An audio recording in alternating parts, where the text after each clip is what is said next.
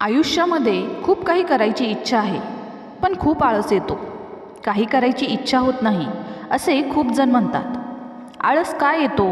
आळस येण्याचे नेमके काय कारण आहे? आळस येण्यामागचे शास्त्र जर आपल्याला कळले तर आळस झटकणं सोपं होईल. आळस काय येतो यामागची 5 कारणे आज आपण बघणार आहोत. तुम्हाला एक स्पष्टता येईल की नक्की तुम्ही काय केले पाहिजे. आळस येण्यामागचे शास्त्र समजेल. मित्रांनो, असं म्हणतात की आळशी माणूस खूप कमी विद्या म्हणजे खूप कमी ज्ञान ग्रहण करतो, आणि ज्याला विद्या नसते त्याला खूप कमी धन मिळते, आणि ज्याला कमी धन मिळते त्याला खूप कमी मित्र मिळतात. ज्या माणसाला मित्र कमी मिळतात त्याला खूप संकटांना सामोरे जावे लागते, आणि त्या व्यक्तीला खूप कष्टाने सुखाची प्राप्ती होते. त्यामुळे या आळशीपणामुळे आपल्या आयुष्यात खूप मोठे नुकसान होते.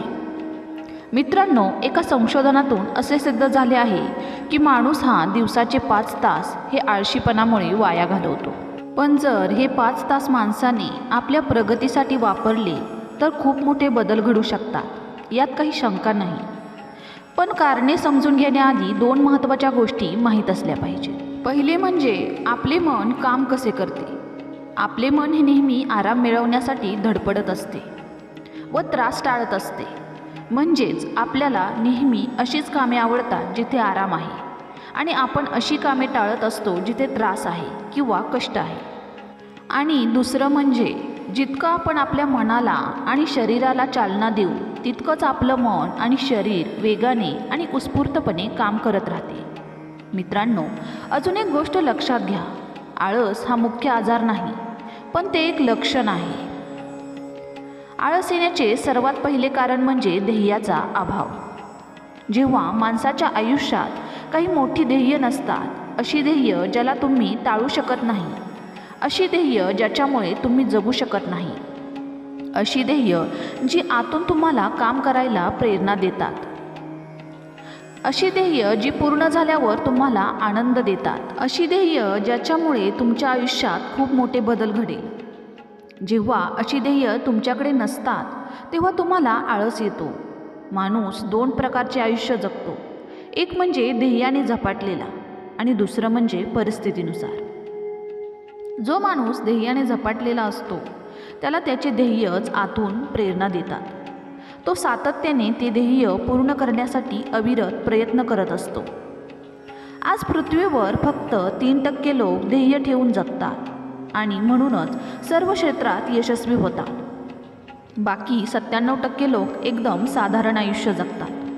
दुसरे कारण म्हणजे निर्धारित वेळ न ठरवणे, म्हणजेच अंतिम मुदत न ठरवणे. मित्रांनो, काही लोक ध्येय तर ठरवतात पण त्यासाठी अंतिम वेळ ठरवत नाहीत.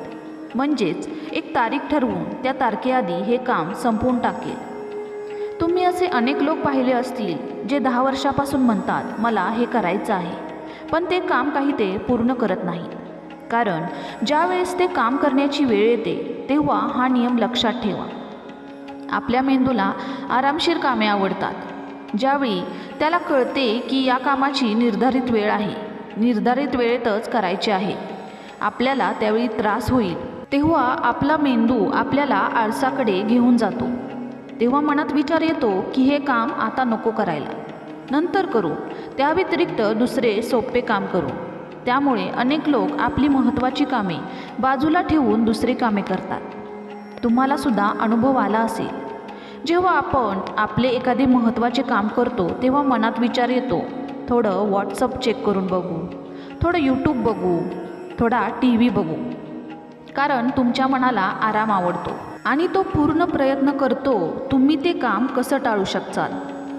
पण असं होत असेल तर तुम्ही तुमच्या मनाला डेडलाईन द्या की तुला हे काम आत्ताच करायचे आहे. तेव्हा कुठे तुमचे मन ते काम करायला तयार होईल. तिसरे कारण हे आवडीचा अभाव. मित्रांनो, विचार करा. एक माणूस हायवेवरून चालला आहे. तो पूर्ण वेगाने जाऊ शकतो, पण जिथं त्याला जायचं आहे त्याची त्याला आवडच नसेल तर तो तिथे पूर्ण वेगाने जाईल का? त्याला जिथे जायचे आहे तिथे त्याची जायची इच्छा नसेल तर तो सारखं मागं वळून बघेल. गाडी हळू चालवेल आणि विचार करेल कशी या गाडीला परत मागे घेऊन जाऊ. तसंच मित्रांनो, आपल्या आयुष्याचं आहे. जेव्हा आपण नावडते काम करतो तेव्हा आळस सतावतो. अनेक लोक ऑफिसमध्ये काम करतात पण त्यांना त्याच्यामध्ये अजिबात आवड नसते. ते फक्त आणि फक्त पगारासाठी काम करतात आणि जेव्हा आपण असे काम करतो तेव्हा आळस येतो. चौथे कारण आहे योजनेचा अभाव. ज्या माणसाच्या आयुष्यात काही योजना नसते, प्लॅनिंग नसते, त्या माणसाला जास्त आळस येतो. कुठल्याही गोष्टीचा योग्य प्लॅनिंग नसेल तर तेच काम करण्यासाठी आपल्याला दुप्पट वेळ लागतो. तेच काम जर पूर्वनियोजन करून केले तर ऐनवेळी होणारी धावपळ देखील थांबते आणि आपला वेळही वाचतो. नियोजन न केल्याने आपण गोष्टी टाळतो आणि म्हणून आळस घालवायचा असेल तर प्रत्येक कामाचे नियोजन गरजेचे आहे. पाचवे कारण आहे स्वतःबद्दल आदर नसणे. खूप लोक स्वतःचा आदर करत नाहीत. त्यांच्या कुटुंबातील लोक, आई वडील त्यांना सांगत असतात की काहीतरी जबाबदारी घे, काहीतरी चांगले काम कर, पण ते घरातच बसून एका कोपऱ्यात TV बघत बसतात.